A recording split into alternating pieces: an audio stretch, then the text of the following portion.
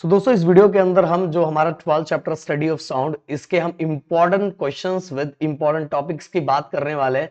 दोस्तों अगर आप चाहते हो कि ऐसे में बहुत सारे चैप्टर की चीजें लेके आऊं तो प्लीज इस वीडियो पे अराउंड 500 लाइक मुझे देखना चाहिए एंड कमेंट बॉक्स में जरूर मुझे लिख के बताओ कि इसके बाद आपको कौन सी चीजों का चाहिए जिससे आपको हेल्प मिले। एंड दोस्तों इस चैप्टर को मैंने बहुत बेहतरीन तरीके से बनाया हुआ है, जाके एकदम अच्छी तरीके से देख सकते हो, एक बार जरूर देखना गाइस, जिससे आपके लिए चैप्टर बहुत ज्यादा आसान हो जाएगा। तो चलो मैं आपको बताना स्टार्ट करता हूं कि इस चैप्टर के कौन कौन से इंपॉर्टेंट क्वेश्चन है। ओके तो देखो, अगर मैं यहां आपको दिखाऊं, सबसे पहले हम बात करते हैं गाइस कि ये देखो लॉन्जिट्यूडनल वेव, ये लॉन्जिट्यूडनल वेव होगा ये डेफिनेशन, देन ट्रांसवर्स वेव का ये डेफिनेशन, ये दोनों तो गाइस आपको आना तो आना ही चाहिए। इसके बाद दोस्तों ये वाला फॉर्मूला जो बहुत, अगर ये वाला आपको देखो वेलोसिटी, ये वाला फॉर्मूला हो गया तो ये डेफिनेशन भी आपका कंप्लीट हो जाएगा वेलोसिटी ऑफ साउंड का, वेलोसिटी ऑफ साउंड का। इसके बाद गाइस एग्जाम में इससे रिलेटेड ये जो आपको येलो कलर का पार्ट दिखाई दे रहा है, इससे रिलेटेड बहुत बार न्यूमेरिकल पूछा जाता है, तो ये आपको आना चाहिए। अब नीचे आ जाओ गाइस, ये velocity of sound in gases medium, तो ये तीन डिपेंडेंट है, एक टेम्परेचर हो गया, दूसरा डेंसिटी हो गया, तीसरा मॉलिक्यूलर वेट हो गया। और गाइस मैं बोल रहा हूँ ये रट्टा मारने की जरूरत नहीं, ये जो दिया हुआ ये रट्टा नहीं, बस आपको ये फॉर्मूला याद है ना, ये वाला पार्ट, ये वाला, फिर इसके ये वाला पार्ट और ये वाला पार्ट। तो गाइस आप इसी से पूरा का पूरा स्टेटमेंट बना सकते हो। इसलिए गाइस मैं बोलना चाहूंगा कि आप सभी को मेरा वीडियो जाके देखना चाहिए, जिससे मैंने आपको ये भी बताया कि आपको लर्न कैसे करना है। इसके बाद हमारा ऑडिबल, ऑडिबल, इंफ्रा और अल्ट्रासाउंड। गाइज ये तीनों के तीनों का डेफिनेशन, ऑडिबल क्या क्या होता है, इंफ्रा क्या होता है, अल्ट्रासाउंड क्या होता है, इन सभी का रेंज, और इसको ऑडिबल, इंफ्रा, अल्ट्रासाउंड कब कहते हैं। बहुत सिंपल सा डेफिनेशन है, आप आराम से इसी के अंदर आपको डेफिनेशन मिलेगा। वैसे आप मेरा वीडियो देखोगे तो उसके अंदर मैंने एकदम सिंपल तरीके से नोट्स दिया हुआ है, आप आराम से पढ़ सकते हो। इसके बाद गाइज इसके एक एक एग्जाम्पल्स भी इसी में दिया हुआ है, एग्जाम्पल्स भी आपको याद रखना है, ऑडिबल का, इंफ्रा का, अल्ट्रा का, तो आपका काम हो जाएगा।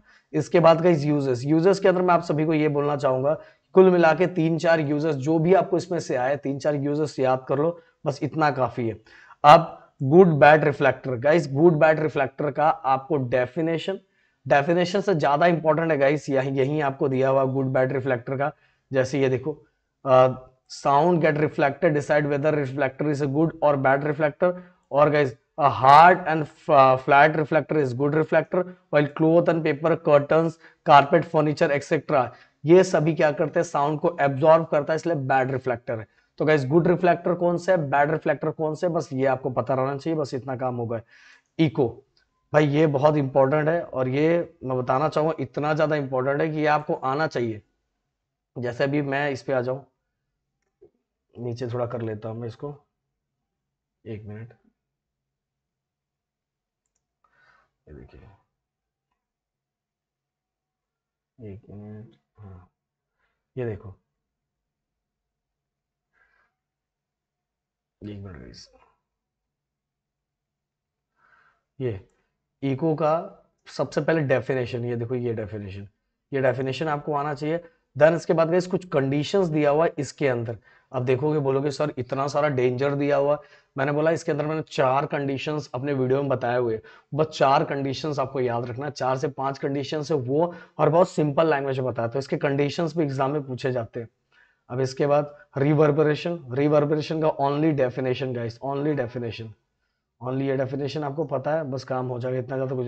अगेन सोनार, सोनार का फुल फॉर्म भी एग्जाम में पूछा जाता है, फिर वर्किंग किस तरह से ये पूछा जाता है, इवन गाइस ये जो डायग्राम है वो पूछा जाता है, इवन गाइस लास्ट में इसके यूजेस, इसके यूजेस भी आपसे पूछे जाते हैं। और ये सभी को मैंने अलग अलग करके रखा हुआ है अपने वीडियो के अंदर, इसलिए मतलब मेरा वीडियो जाके देखो गाइस, आपके लिए चीजें बहुत आसान हो जाएगी। अब सोनोग्राफी, फिर अगेन गाइस सोनोग्राफी का यूजेस आपको पता रहना चाहिए, सोनोग्राफी किस तरह से वर्क करता है ये पता रहना चाहिए, और सोनोग्राफी का यूजेस कहाँ कहाँ है ये तो जनरली आपको पता भी है, बट गाइस आपको फिर से बता रहा हूँ, सोनोग्राफी को भी मैंने एकदम पॉइंट में डिवाइड कर करके बताया हुआ है। इसके बाद गाइस ईयर की अगर मैं बात करूँ तो ईयर का, ये इनकेस आपको डायग्राम आ जाए, इसको लेवलिंग करने के लिए आएगा, तो बस आपको लेवलिंग करने बहुत अच्छी तरीके से आना चाहिए। फिर इसको कितने पार्ट में डिवाइड किया गया है, हर पार्ट के बारे में थोड़ा थोड़ा इंफॉर्मेशन आपको पता रहना चाहिए, थोड़ा थोड़ा इंफॉर्मेशन पता रहेगा आपका काम हो जाएगा। सो गाइस जो जो चीजें मैंने इसके अंदर बताई यही चीजें आपको करके रखना है। अगर ये आप करके रखोगे तो कैसे भी क्वेश्चंस आएंगे आप एकदम आराम से हैंडल कर लोगे। एंड दोस्तों अगर आप चाहते हो कि ऐसा मैं अदर चैप्टर का भी बनाऊं तो प्लीज कमेंट बॉक्स में लिख के मुझे जरूर बताना। मिलते हैं नेक्स्ट वीडियो में। Thank you so much guys. जय हिंद एंड जय महाराष्ट्र दोस्तों।